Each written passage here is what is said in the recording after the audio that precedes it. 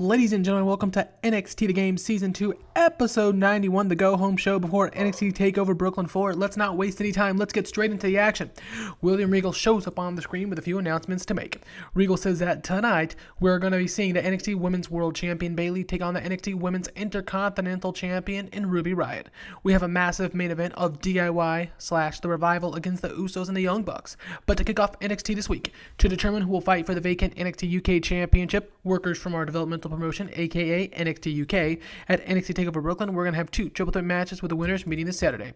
Jordan Devlin, Mark Andrews, Mark Haskins, Shea Samuels, Trent Seven, and Wolfgang will split off into two triple threat matches with the two winners advancing to NXT TakeOver Brooklyn 4 to fight for that vacant NXT UK Championship. If I didn't mention it before, we're in front of 6,736 people here at the Mass Mutual Center in Massachusetts. Now, I should let you guys know that we're going to have lots of tag team matches tonight, a lot of matches that we probably normally wouldn't see, which is why I decided to hold off on the pair of triple threats until this week because you guys remember I'm having horrible flashbacks last Brooklyn where I had injuries and had to completely shift around two of my big matches. So fingers crossed tonight that nothing major goes down that ruins our plans for just a few nights away. An 89A though for Mr. Regal to open it up, and there'll be known skill improvements for Mr. Guy.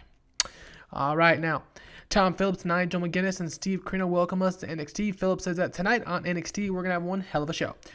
All right, we're going to have to change some of this. This angle got the crowd hotter, and apparently Regal has hyped people up for the show. 70 C+. In a decent match, Sanity defeats Heavy Machinery in 10:49 when Alexander Wolf defeats Tucker Knight by pinfall, illegally using the ropes for leverage.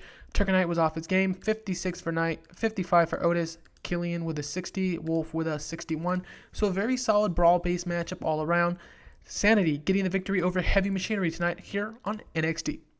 The fans now cheer as NXT Mega 12 Juniors winner and NXT Junior Heavyweight Champion Rowdy Strong shows up on the screen while walking through the back. Rowdy stops when he comes up on Aleister Black, who's sitting in the corner by himself. Rowdy extends his hands, and as Black pauses, he nods and shakes his hand. Rowdy Strong tells him last night, Aleister Black pushed me to my limits. Rowdy says, last night, Aleister, you pushed me to my limits at the 12 finale. He said that what we did together, it was nothing short of incredible. But as far as he's concerned, the two of us still have one more match between us. Rowdy says that in the qualifying rounds, it was you, Aleister, who defeated me. It could have went either way. I've talked to Regal, and if you want it, this Saturday night at NXT TakeOver Brooklyn 4, let's see who the best man is. Black stands up and smiles. Black says, yes, but how about we put that championship, pointing to Roderick Strong's NXT Junior Heavyweight Championship, on the line as well. Rowdy smirks, extends his hands, and says he'd have it no other way.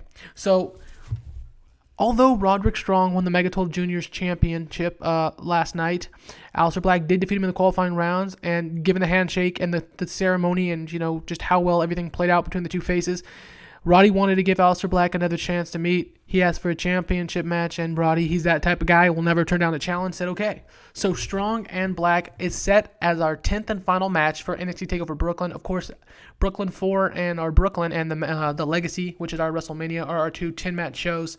And they're going to do it. Usually I stick between 6 and 7 matches. On my TakeOver, we book 10 out because it's our big summer blow-off. And yeah, Black and Strong adds NXT Junior Heavyweight Championship match should be fantastic because our match at NXT TakeOver, at the Mega 12 Juniors finale was great. So 77 B-, so I'm hyped for this one. All right. In a poor match, Trent Seven defeats Jordan Devlin and Shea Samuels in 12:55 when Trent defeated Samuels via submission. 48 D+. Trent Seven will be one of the two competitors facing for the NXT vacated UK Championship. Samuels with a 48, Seven with a 39, 36 for Devlin here. But Seven is improving in performance and technical, so that's great. We do plan on using him eventually. I'm not as well versed being from Southern California in the United States as some of you people are as it relates to the UK brand. But, I do know who Mustache Mountain is. I know a lot of the indie scene stuff, and I know Seven's really popular. So we're going to go ahead and give him a push here. He'll be facing someone else from the UK brand in the NXT TakeOver Brooklyn 4 UK title match. Okay, so 48 D+ here. Next up, we see William Regal backstage as the Velveteen Dream is walking around arrogantly, cocky, and egotistical. Dream asks Regal if he saw what he did to Liger last night. Regal pauses, fakes a smile, and tells Dreams, why, yes, he did. Dream agrees. It was a great showing by yours truly, the Dream, and let's be honest, deserving of a spot on any TakeOver Brooklyn 4 card. The Dream looks to the right and sees Leo Rush standing, who's been standing there the entire time. Who's this? Asks Dream. As Leo goes to talk, Dream puts his hand up and says, child, please, I know who you are. The Dream asks Regal who he's facing at NXT TakeOver Brooklyn, in which Regal responds, the card is booked, Velveteen, I'm sorry. Dream begins to throw a fit, but Leo moves forward and asks Regal to book him against the Dream. Regal pauses, sighs, and says, you have to earn your own way on a TakeOver. However, he has an idea. He's going to make an exception just this one time. Saturday night, it'll be the Velveteen Dream versus Leo Rush at NXT TakeOver Brooklyn 4 on the pre-show. And Dream rolls his eyes. So the Velveteen Dream was clearly enjoyed having the freedom to go off script. That's great. Regal was a star. Of course, Rush is underwhelming. That's okay. He's 23. So the Velveteen Dream is going to get on the show as he wanted, but he's not too happy, as you can see, because it's on the pre-show, but he'll take it at this point. And Leo Rush has lucked himself into his debut match, being at the NXT TakeOver pay-per-view special, or whatever you want to call it, in the pre-show against the Velveteen Dream, 75 B-. Next up, and about that at Superb Wrestling and a decent reaction, Sasha Banks defeats Billie Kay in 8 minutes by pinfall with a wheelbarrow bulldog. Sasha Banks with the victory over Billie Kay tonight, 72 D-. There was no psychology. This match gave the crowd a breather, though. 83 and 82 in this Diva-based spot match. No skill improvement to comment on, and we're going to go ahead and keep going with this one because this was meant just as filler here tonight. All right, next up, in a poor match, Wolfgang defeats Mark Andrews and Mark Haskins in 13-20 when Wolfgang defeated Mark Andrews with a Swanton Bomb. Haskins with a weak link, Wolfgang with a 48, Andrews with a 49, Haskins with a 32. No skill improvements, but it'll be Trent 7 against Wolfgang for the vacated NXT UK Championship at NXT TakeOver Brooklyn 4. Now, obviously, these two probably won't be putting on as good as matches as Tyler Bate and Pete Dunne were putting on early in this series, but Trent 7 and Wolfgang, two of the people who WWE has used a little bit more than some of the other UK guys, will be getting their shot come NXT TakeOver Brooklyn 4 for that vacated championship of 49 D+. Sasha Banks is exhausted after her match with Billie Kay and really Peyton Royce as she walks into the women's locker room and sees Bayley from behind mid-hug. She backs off and the crowd goes crazy as Carmella's here. Bayley excitedly tells Sasha, it's Carmella, the princess of Staten Island. She smiles at Sasha and extends her hand for a shake, in which Sasha is exhausted but obliges, and she's noticeably tired and possibly slightly annoyed. Bayley looks at her and watches and says she has to run. Wait, my match is up next. She had lost track of time because, Carmella was here. She was excited to see Baymella, her bestie Baymella.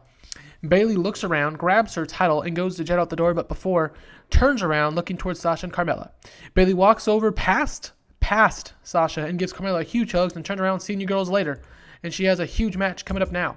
The camera focuses on both Sasha and Carmella. Carmella smiling, Sasha not so much. So yeah, there may be a little jealousy with Carmella's return to NXT. Wishing Bayley good luck for her match tonight. Of course, just being in the NXT locker room, Sasha was expecting to see Bayley, talk to Bayley about her match after having a hard-fought victory over Billie Kay, but Carmella was there and kind of killed it. So 64 C- for these three women, Carmella returning to NXT. All right, next up, we get a split screen after seeing Bayley leave. Bayley and Ruby Riott are both walking down the backstage hallways as the NXT Women's World Champion takes on the NXT Women's Intercontinental Champion next. But a quick graphic sweeps in and reminds us that Ruby Riott will defend her Women's Intercontinental Championship against Becky Lynch at NXT TakeOver Brooklyn 4, and Bayley will defend against Manifest Destiny's resident awesome woman, Asuka, this Saturday at NXT TakeOver Brooklyn 4 for the NXT Women's World Championship. So we're continuing all this here. 67 C+, and a couple big matches coming over at NXT TakeOver Brooklyn 4 between two women. 67 C+. And I'm glad I added the secondary women's championship. I really am.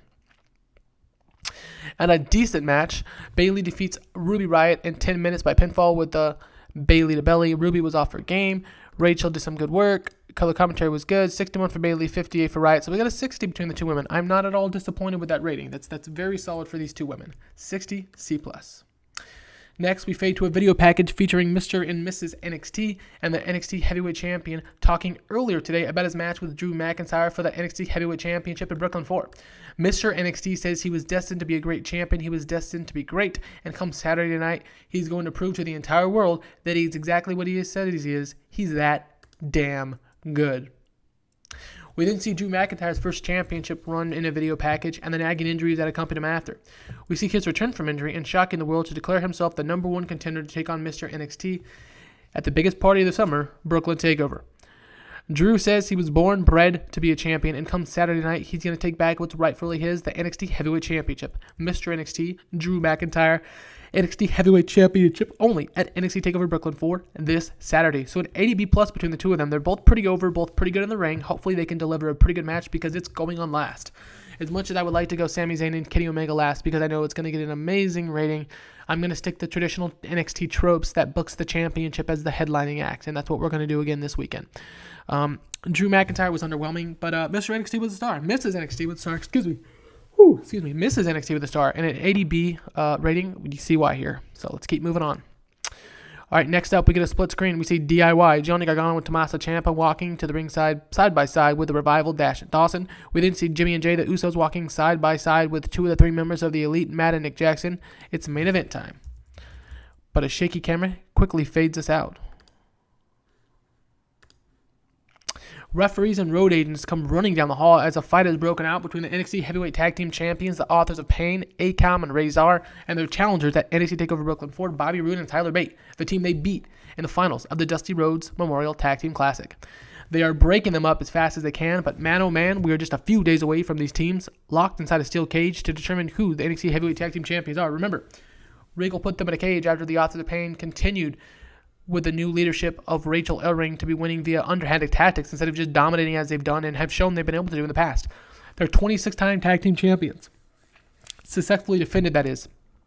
But Bobby Roode and Tyler Bate will be their biggest test to date in terms of matching them on their overness and their in-ring ability so far. It's going to be a very interesting match between Roode and Bate and the Authors of Pain. I'm very excited for that one. Akam was a real star in this segment. Razor came across good. And again, the Authors of Pain, much like BK's Gallows and Anderson, have been my MVPs forever. Razor's learning to show more charisma, and it's unfortunate because these 2 guys should be broken off into singles runs, but they're just too good as a tag team. And I really, honestly, unless I break them up, tension, and they fight each other, I don't know what to do with either one of them. So it'd be an interesting route to go eventually, but I'll probably just keep them together. 80B plus. But a face turn could eventually be down the line if they ever get away from the Ellering dynasty, but as of right now, there's no way that's happening anytime soon. 80B here at NXT. Let's go on to the main event. And about that, I'd said fantastic heat and great rating. DIY and the Revival drew when the Usos and Young Bucks, when the match descended into utter chaos. That's right, a sports entertainment finish. I apologize, everyone, but I did not want to get anyone pinned before the NXT TakeOver match between these 2 teams. Split off. 72B minus. Got the crowd hotter. 72 for Dash, 74 for Walson. DIY with a 75 and 78, 76 and 82 for the Bucks, and 71 and 69 for the Usos. We've advanced everything. Jay is improving in performance. Dash is improving in performance as well. Technical, for Jay. Performance was Wilder, 72 B minus. As chaos descends throughout the arena, a sports entertainment-like finish. Again, sorry guys, injuries and such. The camera fades away from the action to the backstage area where we see Sami Zayn and Kenny Omega.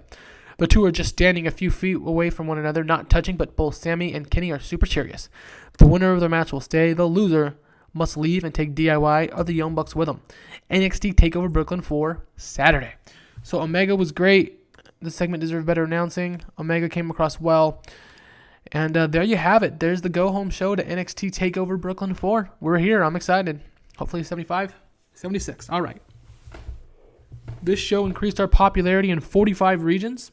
This was NXT The Game, Season 2, Episode 91, NXT TV. We're going to be heading out, and I'm going to start working on the video match card, and I will put that up as soon as I possibly can. All right, guys, so this was NXT The Game, Season 2, Episode 91 of NXT, the go-home show for NXT TakeOver Brooklyn 4. Thanks, everyone, and next time I see you, it's going to be for the match card. But the really next time I see you, it's going to be at NXT TakeOver Brooklyn 4, in which I'm extremely excited to present to you. Thanks for watching, everyone, and have a glorious day.